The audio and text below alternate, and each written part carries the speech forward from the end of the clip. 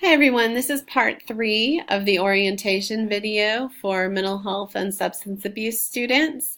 I'd like to introduce you to a couple of resources that are available to you on the university webpage to get you familiar with the services that we have. So one is the way that you access your email and MyMav.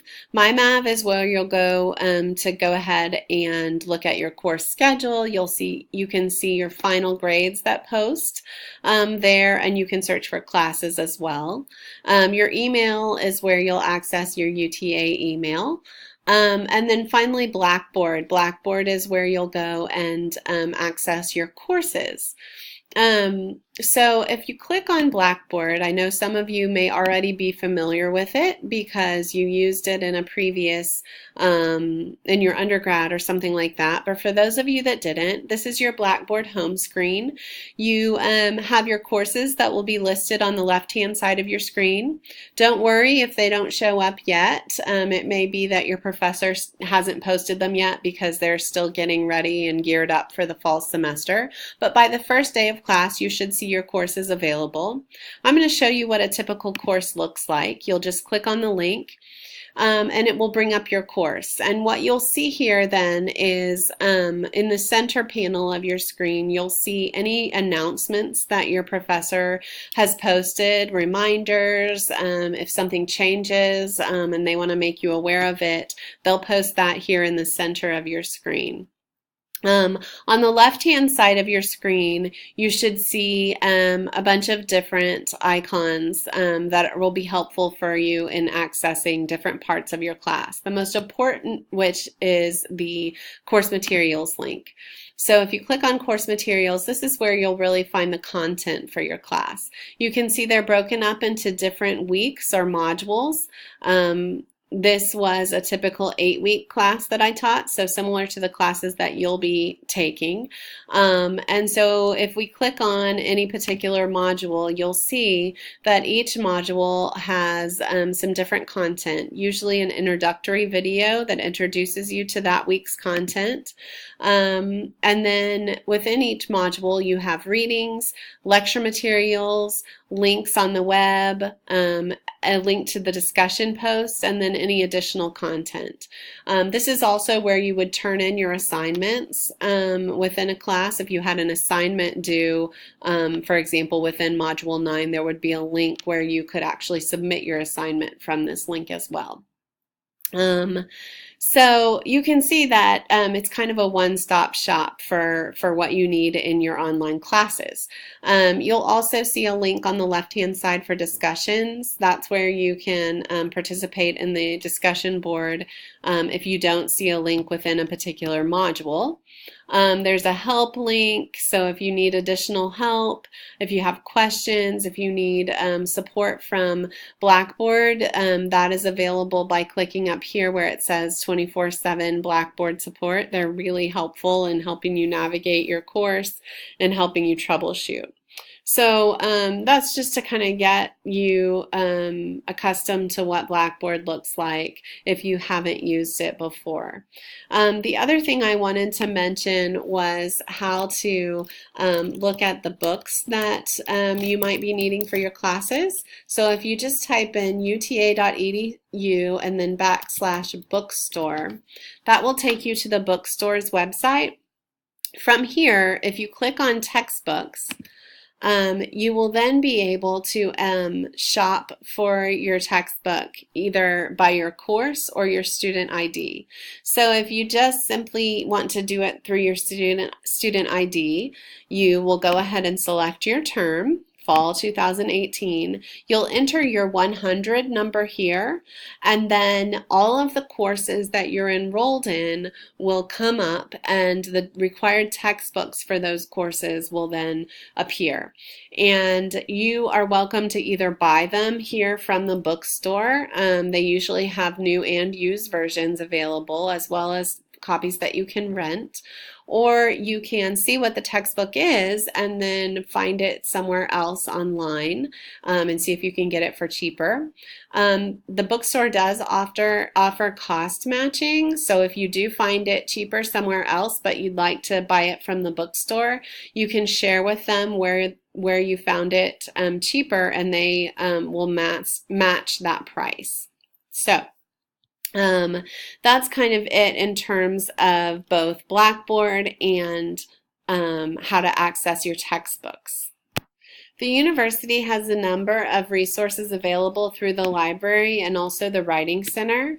The library is accessible at www.uta.edu/library, and from here you can access a number of different subject guides related to social work and online journal articles that are available in PDF form. I encourage you to look at this left-hand column where it says databases and research by subject, because there you can find particular journals that fall within social work areas, and kind of go from there to guide your search. If you have trouble accessing resources from the library, I encourage you to reach out to our social work librarian. Her name is Brooke Troutman, and she is available to help you guide your search to find literature that supports your argument if you're writing a paper in a particular class and you're struggling to find pertinent articles. She's a really good resource in terms of someone who can help you locate those articles. We have a university writing center that is available to all graduate students and undergraduate students at the university. It's staffed by primarily English graduate students, so they're really good at helping you kind of define your argument when you're writing a paper. Also good with helping with sentence structure, making sure your writing is clear and that you don't have a grammar issue or a spelling problem. They're not so good at helping you with APA style, which is the style that we require in these schools of social work, because they are English students and they typically use the MLA style guide. So in order to help you with that, we have our own writing resource coordinator. His name is Dr. Chris Kilgore, and he is a full-time employee here at our School of Social Work, and he is able to help you with any specific writing assignments that you have in your classes as graduate students. He can review drafts of your papers. If you're having trouble getting started on a paper, he can help brainstorm with you and kind of get you on the right track. He has one-on-one consultations as well as larger presentations that he makes available via Blackboard. And he can do virtual appointments either through email or through Blackboard Collaborate, where he can actually look at your paper in real time with you and talk about it.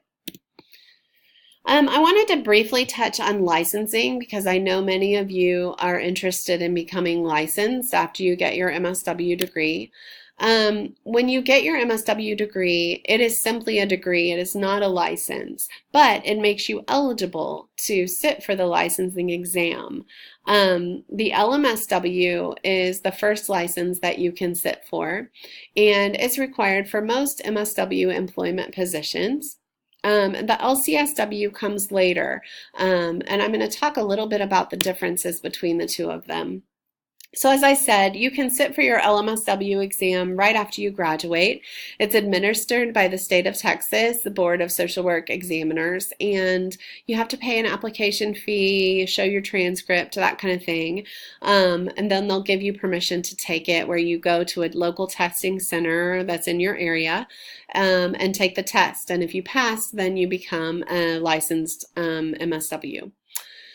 If you want to pursue further licensing, you can pursue licensing as an LCSW or a clinical social worker. For most of you who are interested in pursuing clinical social work, you will get the background education that you need as a mental health and substance abuse student because the focus is much more clinical, for example, on the DSM-5. Um, to get the LCSW, you need to get approximately 2 years of full-time employment in a clinical setting, and it has to be approved by the board in order for those hours to qualify. You'll have to have a supervisor who is also an LCSW who agrees to meet with you for 4 hours monthly to provide supervision, and it is administered by the same board as the LMSW exam.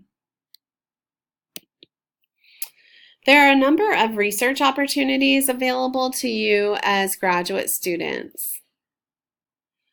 One of those is called a graduate research assistantship, or a GRA position.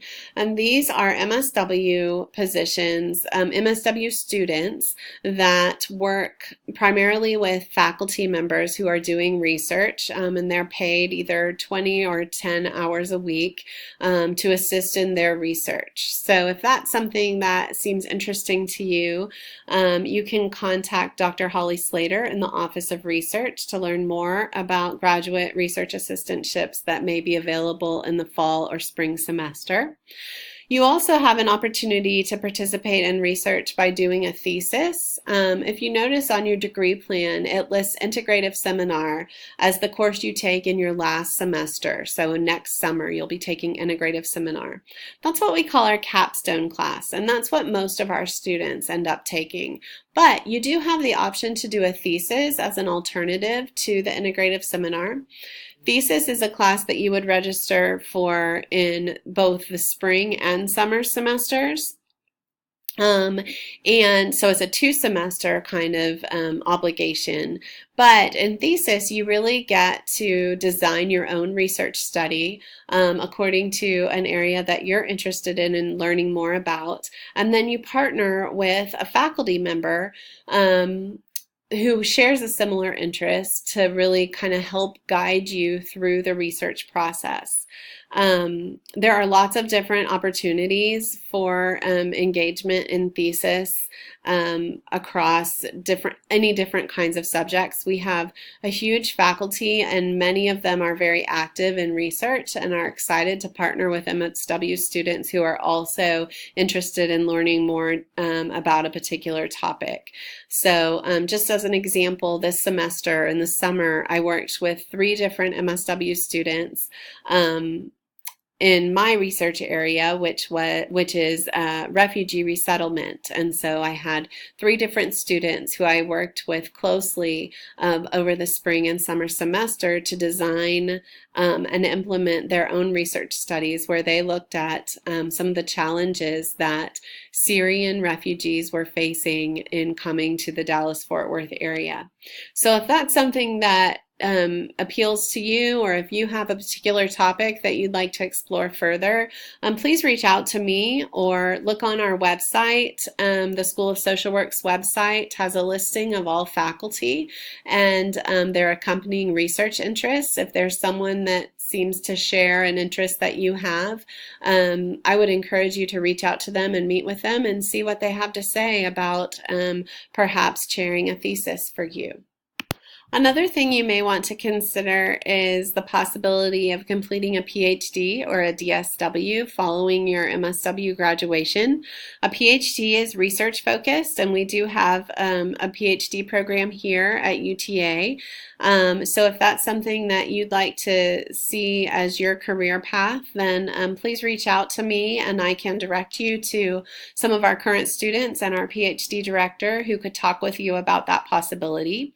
A DSW is what we consider a clinical doctorate.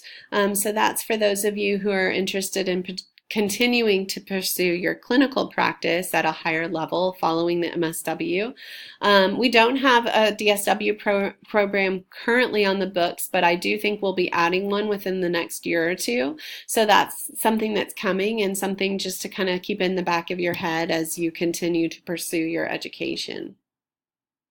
We have a number of student organizations that are available to you as graduate students. They're listed here on the screen. They appeal to a wide range of students, and they are all available to you as online students. They have live meetings either on Facebook or Skype where they engage online and face-to-face students. So I would encourage you to get involved in one of these student organizations. In particular, the Phi Alpha Honor Society is the Social Work National Honor Society, and information will go out on the website about how to get signed up for the Phi Alpha Honor Society so that you can become a member of that as a graduate student. Please contact me or Ginger Jackson if you have additional questions about the services we offer.